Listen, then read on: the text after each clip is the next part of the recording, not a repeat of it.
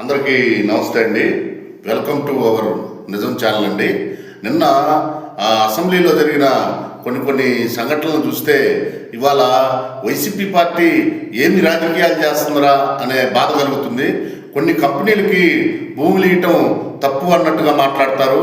ఎందుకు ఆ కంపెనీలకు భూములు ఇచ్చారంటే మన పిల్లలకి ఉద్యోగ అవకాశాలు ఉండాలి. అనేక దేశాలు పోయి ఇబ్బందులు పడతా ఉన్నారు మన తెలుగు విద్యార్థులు. వాళ్ళందరికీ చదువు అయిపోగానే ఉద్యోగాలు రావాలన్న ఒక సదుద్దేశంతో ఇవాళ కూటమి ప్రభుత్వం అనేక కంపెనీలని టీసీఎస్ కానీ ఇలాంటి హెచ్సిఎల్ కానీ ఇలాంటి కంపెనీలని తీసుకొస్తా రాష్ట్ర అభివృద్ధి కోసం ప్రజలకి ఎక్కడైతే ఇప్పుడు ఉన్న యువతకి ఎక్కడైతే ఉద్యోగ అవకాశాలు ఉంటాయో తద్వారా రాష్ట్రం అభివృద్ధి జరుగుతుంది తప్పితే మనం ఏదో సంవత్సరానికి 10,000 5,000 అకౌంట్లు వేసి అభివృద్ధి అంటే కానే కాదు.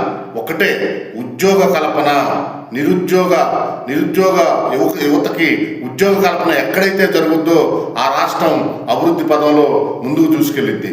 ఒకప్పుడు మోడీ గారు ఎక్కక ముందు గుజరాత్ వెనకబడి ఉండేది. అలాంటి గుజరాత్ ఇవాళ అనేక రంగాల్లో దూసుకెళ్తుందంటే ముఖ్యంగా యువతకి ఉద్యోగ కల్పన. అనేక కంపెనీలని అతను మోడీ గారు తేగలిగారు. గుజరాత్లో డెవలప్మెంట్ అవ్వటం అంటే అనేక కంపెనీలు రావటం, నిరుద్యోగులకు ఉద్యోగాలు రావటం. అలాగే ఇవాళ తెలంగాణ ఐటీ సెక్టార్లో దూసుకెళ్తుందంటే అనేక ఉద్యోగ అవకాశాలు కల్పించగలుగుతున్నారంటే కేవలం హైదరాబాద్ నుంచే ఇన్కమ్ జనరేట్ అవ్వటం. ఎందుకంటే ప్రతి ఇంటి నుంచి ఒక ఐటీ ఎంప్లాయీ ఉండటం వల్ల ఇవాళ డెవలప్మెంట్ శరవేగంగా జరుగుతుంది.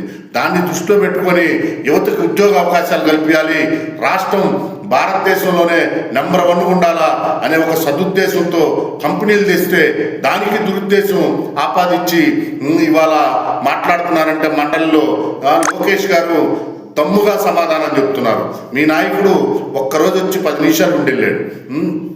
మంచి చేస్తుంటే మీరు సహకరించాలి, కానీ ఇలా నిందలేయటం, గుడ్డగాల్చి మొహానేయటం మీకు అలవాటైపోయింది. మీ హయాంలో 5 సంవత్సరాల్లో ఒక్క ఉద్యోగం ఇచ్చిన పాపాను బాల. ఇవాళ వీళ్ళు ఖాళీ బల్పం కట్టుకొని దేశమంతా తిరుగుతా కంపెనీలు తీసుకొస్తుంది.